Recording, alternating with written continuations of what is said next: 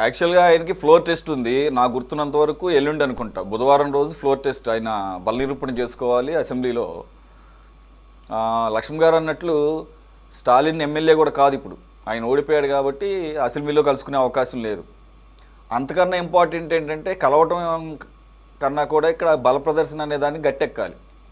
నేను విన్నది ఏంటంటే నిన్న 8 మందితో కూడినటువంటి క్యాబినెట్తో ఆయన ప్రమాణ స్వీకారం చేసిన కొన్ని గంటలకే కొంత అసంతృప్త రాగాలు స్టార్ట్ అయినాయి అనేసి విన్నాను నేను. అలాగే వారం రోజుల పాటు జరిగిన హై డ్రామా చూసాం మనం. చిన్న చిన్న పార్టీలు, సరే వామపక్షాలంటే వారు ఎలాగో ప్రభుత్వంలో మేము ఉండం, బయట నుంచి సపోర్ట్ చేస్తామన్నారు, వాళ్ళు క్రిస్టల్ క్లియర్గా ఉన్నారు ఫస్ట్ నుంచి కూడా. అలాగే పొత్తు ధర్మం ప్రకారం తొందరపడకుండా స్టాలిన్తో మాట్లాడుకొని, స్టాలిన్ కూడా ప్రొయాక్టివ్గా విజయ్కి ఇచ్చినటువంటి మ్యాండేట్ని మేము గౌరవిస్తున్నామని ఆయన చెప్పటం కానీ, ఇదంతా చూసాం మనం. సో ఏదైతే డిలే కారణమైనటువంటి చిన్న పార్టీలు వాళ్ళ నుంచి అసంతృప్త రాగాలు వినయని అన్న సందర్భంలో బల ప్రదర్శన ఉన్న పరిస్థితుల్లో స్టాలిన్ ఒక పెద్దన్న పాత్ర కాబట్టి, ఆ కూటమిలో ఉన్నవాళ్లే కాబట్టి ఇప్పుడు ఇస్తున్నటువంటి మద్దతు ఇస్తున్నటువంటి విజయకిస్తున్నటువంటి పక్షాలు ఎటువంటి ఇబ్బంది లేకుండా స్టాలిన్ ఒక మాట చెప్తే అన్నీ అవి నేను చక్కబడతాయి అన్నది ఒక దానితో భాగంగా కలిశారనుకోవాలా. అలాగే రెండు, ఈ అన్ని కోణాల్లో కూడా చూడొచ్చాం. మరి లక్ష్మణ్ గారు అన్నట్టు ఆయన పాలిటిక్స్కి కొత్త అనుభవం లేదు, డైరెక్ట్గా ముఖ్యమంత్రి అయ్యాడు.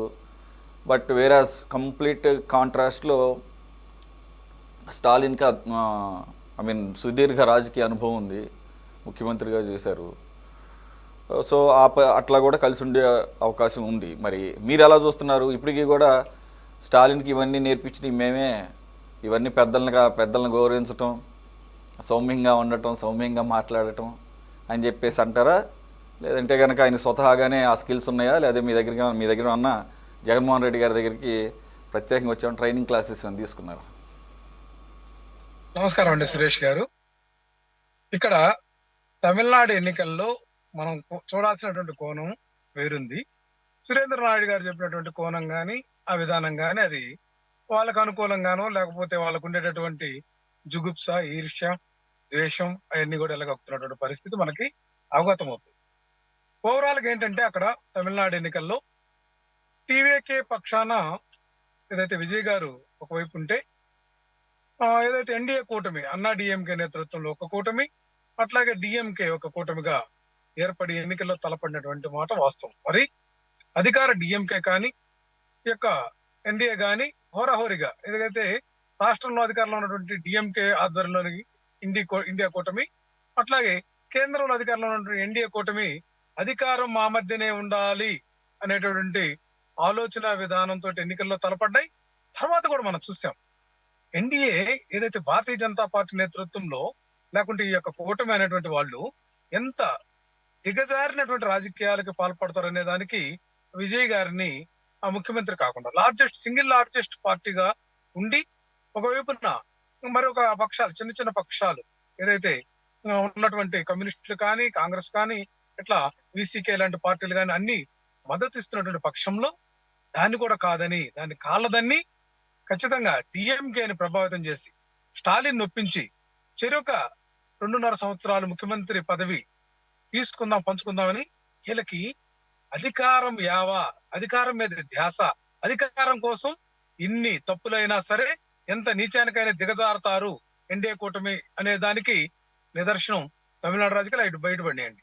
అట్లాగే మా విషయం ఏంటంటే ఇక్కడ జగన్మోహన్ రెడ్డి గారికి, విజయ్ గారికి పోలిక ఎక్కడంటే single party without any party, ఏ పార్టీ తోటి కూడా పొత్తు లేకుండా, అలియన్స్ లేకుండా కూడా వితౌట్ అలియన్స్ కంటెస్ట్ చేయాలనేటువంటి కాన్సెప్ట్ ఈ భారతదేశంలో జగన్మోహన్ రెడ్డి గారు ఒక్కరే తీసుకున్నారు రాజకీయాల్లో. అది వీళ్ళకి రుచించదు. ఎందుకంటే వీళ్ళు పొత్తు లేకుండా ఎన్నికలకు పోలేరు, వీళ్ళని నమ్మరు ప్రజలు. ఏదో కొత్త మొహాన్ని అడ్డం పెట్టము, ఏదో కాన్సెప్ట్ అడ్డం పెట్టము, ఏదో ఒక భావోద్వేగాన్ని అడ్డం పెట్టి రాజకీయాలు చేసేటటువంటి చంద్రబాబు నాయుడు గారి యొక్క ఆ యొక్క దౌర్భాగ్య స్థితి మనకు బయటపడతా ఉన్నటువంటి పరిస్థితులు ఇక్కడ వీళ్ళు బెంబేలెత్తున్నారు ఇక్కడ. ఎందుకంటే విజయ్ గారి యొక్క స్ఫూర్తి చూస్తే కొత్తగా పార్టీ పెట్టి సింగిల్ గా పోటీ చేసి ఆయన ఈ రోజు అధికారంలోకి వస్తుంటే వీళ్ళకి మింగుడు పడినటువంటి అంశం ఈ రాష్ట్రంలో ఉంది. అట్లాగే విజయ్ గారు ఏదైతే క్యాన్వాస్ లో వాళ్ళు ఒక ప్రైవేట్ మ్యారేజ్ సందర్భంగా కలిసినప్పుడు తీసినటువంటి ఫోటోని ఆయన ఎప్పుడైతే ప్రదర్శించాడో దాన్ని కూడా వీళ్ళు జీర్ణించుకోలేకపోతున్నారు సురేష్ గారు. వరకు ఎస్, వారు ఎటువంటి ఎవరితోనూ పొత్తు లేకుండా సింగిల్గా వెళ్ళారు. కానీ పూర్తి మెజారిటీ రాని పరిస్థితుల్లో ప్రస్తుతం ఆయన 4 పార్టీల యొక్క మద్దతుతో మాత్రమే ఆయన ముఖ్యమంత్రి కాగలిగాడు, పొత్తుతోనే. మీరు ఆ విషయం మెన్షన్ చేయట్లేదు, పక్కన పెడుతున్నారు. రెండోది అంటే ఇప్పుడు మీ ఉద్దేశం ఏంటి? ఆయన పొత్తు పెట్టుకుంటాం అనేది కనుక అనైతికం, లేకపోతే అది సరైనటువంటి విధానం కాదు, మేము సింగిల్గానే పోటీ చేసామని అంటే కనుక ఆయన అలాగే గవర్నమెంట్ ఫామ్ చేయకుండా ముఖ్యమంత్రి అవ్వకుండా అలా మిగిలిపోవాలని మీ కోరిక? లేదంటే కనుక మీకు ఆ పరిస్థితి రాలేదు కాబట్టి ఇప్పటి వరకు, ఒకవేళ వచ్చింటే ఏం జరిగేదో నాకు తెలియదు. ఒకవేళ ఇన్ కేసు ఏపీ పాలిటిక్స్లో అక్కడ కూడా చిన్న చిన్న పార్టీలకి ఎంతో కొంత ప్రాతినిధ్యం వహిస్తూ 2-3 ఎమ్మెల్యేలు గెలుస్తున్నట్లుగా ఇక్కడ కూడా ఇన్ కేస్ కాంగ్రెస్కు కొన్ని స్థానాలు, సిపిఐ సిపిఎం కొన్ని స్థానాలు, ఇంకెవరన్నా ఇండిపెండెంట్లు కానీ లేదంటే కనుక చిన్న పార్టీలు ఎవరైనా ఉంటే వాళ్ళకు కూడా ఉండి మీకు బొటాబొటీ మెజారిటీ విజయ్లాగా వచ్చుంటే 2014లో కానీ 2019లో కానీ సింగిల్ లార్జెస్ట్ పార్టీగా అవతరించి ఉంటే మీరు అప్పుడు పొత్తు కోసం ప్రయత్నం చేసేవాళ్ళు కాదా? లేదు మేము సింహం సింగిల్ అని చెప్పేసి మడిగట్టుకుని కూర్చొని మేము సింగిల్ లార్జెస్ట్ పార్టీ అయినా కానీ మేము అధికారం చేపట్టమని చెప్పేసి ఉండేవాళ్ళ? కన్ఫర్మ్ చేయగలరా ఇప్పుడు మీరు? ఇక్కడ ఒకటే సురేష్ గారు, విజయ్ గారు ఏదైతే సీట్లు కొరవడినా కూడా నైతిక విలువలతోటి ఏదైతే సెక్యులర్ సిస్టమ్ ను ఫాలో అవుతూ ఒక మంచి కాన్సెప్ట్ ఫాలో అయ్యే విధంగానే నేను మద్దతు తీసుకుంటాను అన్నాడు. కానీ ఏ విధంగా అంటే ఆ విధంగా ముందుకు పోయేదానికి కూడా ఆయన ముందుకు ఇష్టపడలేదు. ఇది మనం అందరం కూడా అభినందించదగ్గ విషయం. ఎందుకంటే డిఎంకేని కానీ అన్నా డిఎంకేని కానీ చీల్చాలని ఆయన ఎక్కడ ప్రయత్నం చేయాల.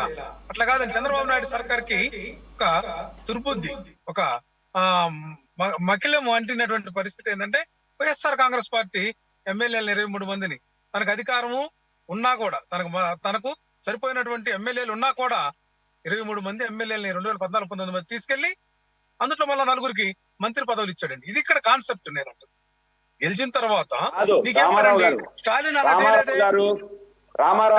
విజయ్ అలా చేయలేదు.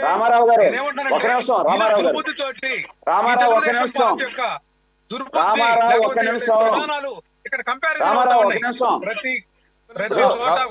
రామారావు గారు మీ టైం నేను తగ్గించను. ఒక్క నిమిషం, మీకేం అడ్డం పట్టలేదు, మీ టైం నేను తగ్గించను. వ్యాలిడ్ పాయింట్ ఏమన్నా ఉందేమో చూద్దాము. సురేంద్ర నాయుడు గారు కౌంటర్ పాయింట్ కోసం అడుగుతున్నారు. వ్యాలిడ్ పాయింట్ లేకపోతే నేనే కట్ చేస్తా. సురేంద్ర గారు. సార్, ఇప్పుడు సురేష్ గారు, ఇప్పుడు రామారావు చెప్తున్నాడు మేము చీల్చాము 23 మందిని తీర్చుకున్నాము అంటున్నారు.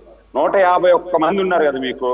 మరి ఎందుకు మా వాళ్ళని, మా పార్టీలో గెలిచినటువంటి ఎమ్మెల్యేలని మీరు ఎందుకు తీసుకున్నారు మొన్న? ఒకటి. రెండోది, భావోద్యోగాలను రెచ్చగొట్టే పనే మా పనే అంటున్నారు.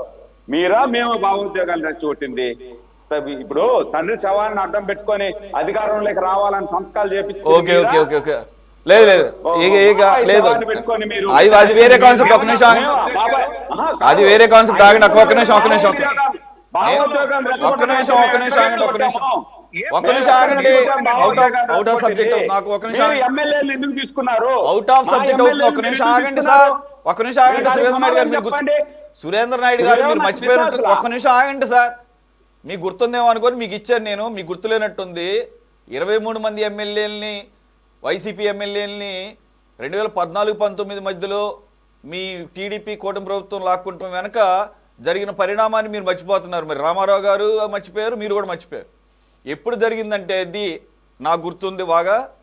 ఎప్పుడైతే ఈ ప్రభుత్వం కూలిపోతుంది అని చెప్పేసి జగన్మోహన్ రెడ్డి గారు అన్నారో, ఏది మెజారిటీ ఉన్నటువంటి ప్రభుత్వం, అలాగే అత్యవసర మెజారిటీ కాకుండా ఒక పూర్తి స్థాయి మెజారిటీ ఉన్న ప్రభుత్వం కూలిపోతుంది అని చెప్పేసి జగన్మోహన్ రెడ్డి గారు సవాల్ చేసిన సందర్భంలో జరిగినటువంటి ఈ 23 మంది ఎమ్మెల్యేలని తీసుకునే కార్యక్రమం. సరే, బలవంతంగా ఏం తీసుకోరు కదా, వాళ్ళు వచ్చారు తీసుకున్నారు. అది జరిగిన నేపథ్యం రామారావు గారు మీరు మర్చిపోతున్నారు. ఇది రాజ్యాంగ విరుద్ధం కదండి. మనకి మరి రాజ్యాంగబద్ధంగా ఏర్పడిన ప్రభుత్వాన్ని ఒక నిమిషం, కరెక్టే కాదంటలేదు, కరెక్టే. ఆ పరిస్థితి మీరే తెచ్చుకున్నారు. ఆ పరిస్థితి మీరే తెచ్చుకున్నారు. నేను గనక నా గుర్తున్నంత నేను గనక తప్పు అయితే బాజీ గారు కానీ లక్ష్మణ్ గారు కానీ కరెక్ట్ చేస్తారు. అప్పుడు రాజ్యాంగబద్ధంగా ఏర్పడినటువంటి ప్రభుత్వం కూలిపోతుంది, ఏది ఎటువంటి కారణాలు లేకుండా అన్నారంటే ఏంటి అంటే మీరేమన్నా రాజ్యాంగ విరుద్ధంగా కుట్ర పన్నుతున్నారా, మీరేమన్నా రాజ్యాంగ విరుద్ధంగా కుట్ర పన్నుతున్నారా అన్న అనుమానంతో వాళ్ళు 20 మందిని లాక్కున్నారు. ఇక్కడ ఒక అంశం గుర్తుంచుకోవాలి. ఎన్టీ రామారావు గారి ఆధ్వర్యంలో ప్రభుత్వం కూలిపోయింది. అంతకుముందు ఎన్టీ రామారావు తర్వాత నాదెండ్ల భాస్కరరావు గారు ఆ ప్రభుత్వం కూలిపోయింది. తర్వాత చంద్రబాబు నాయుడు గారు కూడా మళ్ళీ ఎన్టీఆర్ ప్రభుత్వాన్ని కూల్చారు. నేనేమంటున్నానంటే పోల్చడం అంటే ఈ రాష్ట్రంలో ఉన్నటువంటి శాంతి భద్రత, ఈ రాష్ట్రంలో ఉండేటటువంటి అవినీతి అక్రమాలు, ఆ రోజు 2014-19 మధ్య ఎంత అవినీతి అక్రమాలకు పాల్పడ్డారో మనకు తెలిసిందే.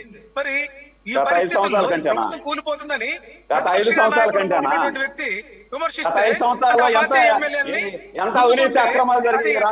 ప్రజాస్వామ్య పద్ధతి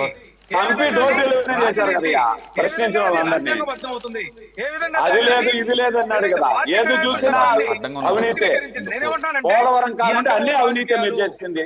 ఈ అడ్డగోలు రాజకీయాలకి, అవినీతి రాజకీయాలకి ఇవన్నీ కూడా తీసివేసి ఈ రోజు తమిళనాడులో ఒక పద్ధతిగా డబ్బులు లేనటువంటి రాజకీయం. అట్లాగే విజయ్ గారు చాలా సంయమనంగా, యువకుడైనా కూడా కొత్తగా రాజకీయ పార్టీ పెట్టినటువంటి వ్యక్తి అయినా సరే ఒక హుందాగా వ్యవహరించినటువంటి విధానం వీళ్ళు జీర్ణించుకోలేక వీళ్ళ యొక్క ఆ కూటమిలో ఉన్నటువంటి జనసేన పార్టీ అధినేత పవన్ కళ్యాణ్ అంశం గాని ఎన్ని ప్రజలు చర్చించుకుంటున్నారు. వీళ్ళ కూటమిలో ఉన్నటువంటి బీజేపీ కూడా వీళ్ళ యొక్క పార్టీల యొక్క విధానము ప్రతి రాష్ట్రంలో కూడా ఏదైతే అల్లకల్లోలం చేయటం, ఉన్నటువంటి పార్టీలని గందరగోళం చేయటం, కొనుగోలు జరపడం, ఏదైతే ఆ రాజకీయ అనిశ్చితి ఏర్పాటు చేసి ప్రభుత్వాలని అస్థిరపరచడమే వీళ్ళ యొక్క విధానం కాదండి.